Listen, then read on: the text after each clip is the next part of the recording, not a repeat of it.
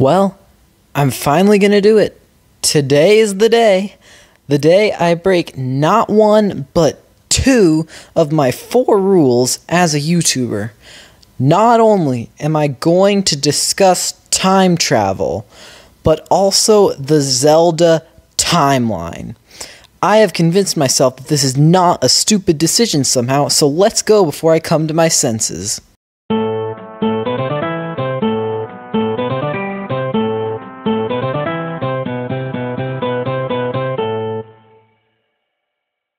Okay, I'm just going to speed through this video because it's fairly simple.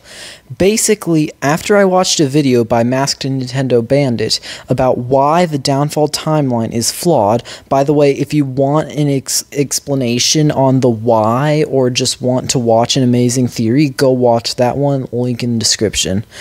But if I'm being completely honest, I don't really believe that theory. It just doesn't make sense to me. Now, I'm not going to explain why, and it's not just because it's confusing, but the theory has flaws. Like some major flaws, it couldn't really function. But it did get me thinking on why does the downfall timeline exist? There are 2 timelines that make perfect sense, but not this one. Also, know that I will be ignoring the fact that Nintendo just created the downfall timeline to house the older, unexplained games. My theory is pretty simple, and functions based on pre-established canon concepts. We all know that the Ocarina of Time created the adult-child timeline split, so that means that time traveling with the Song of Time creates a timeline split. That is canon and objective. And in what game is the Ocarina played repeatedly? Majora's Mask. The core gameplay feature of this game is traveling through time with your magic little time-traveling, reality-tearing ocarina. So basically, what I'm saying is if time traveling here creates a timeline split, then time traveling here must also create a timeline split.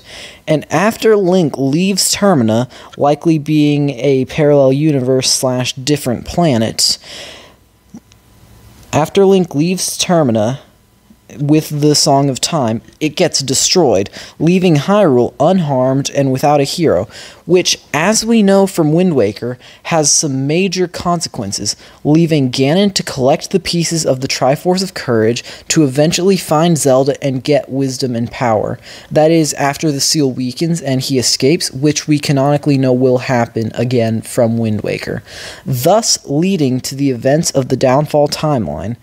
And bada bing, bada boom, that is my theory on the downfall timeline. Okay, alright, I understand that that might have been a little confusing, so I'm just going to illustrate right here what exactly I'm talking about. Okay, this is the sun. That's a pretty crappy circle. This is Hyrule orbiting around the sun. And this over here is a different sun, and this is Termina, orbiting around this sun. When Link goes through the gateway portal in Ocarina of Time, I'm suggesting that it's basically a wormhole / interdimensional gateway, not interdimensional, just planet. And it takes him all the way over here to this planet. But basically, when Link plays the Song of Time, he gets transported to a parallel universe, Majora's Mask planet. A parallel universe, completely separate from this one. So, this parallel universe ends up living.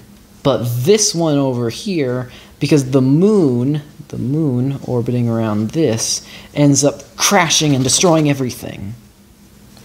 But over here, Hyrule, being a different planet, is perfectly alright. And Link is alright over here, and this Hyrule the one completely separated from this one, because when Link plays a Song of Time, theoretically it creates an entirely new universe, not just a new planet. Because Link can go back to the old planet, which wouldn't make sense if this was the same planet that Link left from, because then that would mean there are potentially two Links, at least for a few moments. But, so basically, this Link eventually goes back to Hyrule, but this is not the Hyrule he went from Hyrule to Termina from, because this Termina is now destroyed and dead.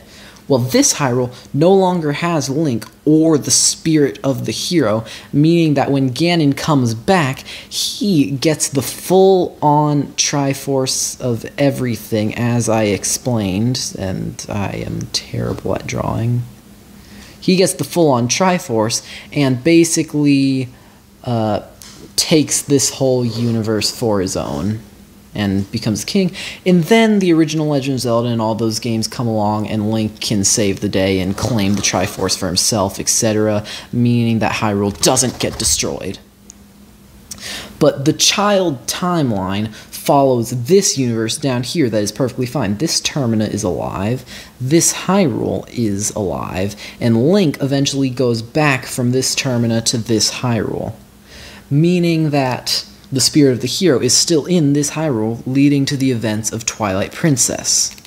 But this Hyrule is left without a hero, and Ganon takes over, leading to the events of the Fallen Timeline, which you can call whatever you want. You could technically call it the Fallen Timeline, because I guess Termina falls, this Hyrule falls, sort of, but only temporarily, but Termina is gone, because Link leaves Termina, and then there's no one to save it.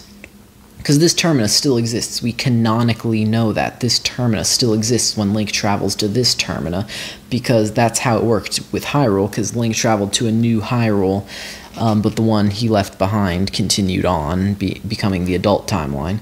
And the child timeline follows this Hyrule. The Fallen timeline follows this Hyrule. That is my theory. Bada bing, bada boom. Good day, everyone.